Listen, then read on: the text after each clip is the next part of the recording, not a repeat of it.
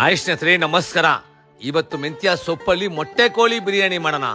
ಅದು ಈ ತರ ಟೇಸ್ಟ್ ಅಲ್ಲಿ ತಿಂತಾ ಇದ್ರೆ ಮತ್ತೆ ಒಂದ್ಸಲ ಕೇಳ್ಬೇಕಣ್ರಿ, ಅಷ್ಟು ಸೂಪರ್ ಆಗಿದೆ.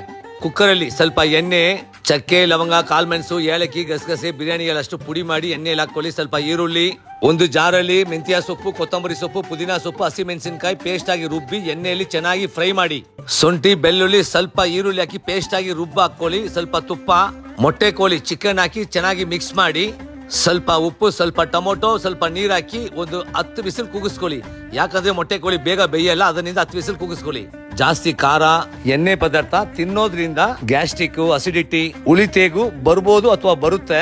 ಅದಕ್ಕೆ ಸೊಲ್ಯೂಷನ್ ಅಂದ್ರೆ ಅಮೃತೋಣಿ ಅವರನ್ನ ಗ್ಯಾಸಿನ್. ನಾನು ಇದನ್ನೇ ತಗೊಳ್ಳೋದು. ನಿಮ್ಗೆ ಏನೋ ಗ್ಯಾಸ್ಟ್ರಿಕ್ ಇದ್ರೆ ನೀವು ತಗೋಬಹುದು. ಸ್ವಲ್ಪ ಮೊಸರು, ಸ್ವಲ್ಪ ನೀರು, ಅಕ್ಕಿ ಹಾಕಿ ಮೊಟ್ಟೆ ಸರ ಹಾಕಿ 1 ವಿಸಿಲ್ ಕೂಗಿಸ್ಕೊಳ್ಳಿ. ರೆಡಿ ಆಯ್ತು ಮೊಟ್ಟೆ ಕೋಳಿ ಬಿರಿಯಾನಿ. ಬಿಸಿ ಬಿಸಿ ಮಾಡ್ಕೊಳ್ಳಿ, ಖುಷಿ ಖುಷಿ ತಿನ್ಕೊಳ್ಳಿ, ಮಜಾ ಮಾಡಿ ಸ್ನೇಹಿತರೆ.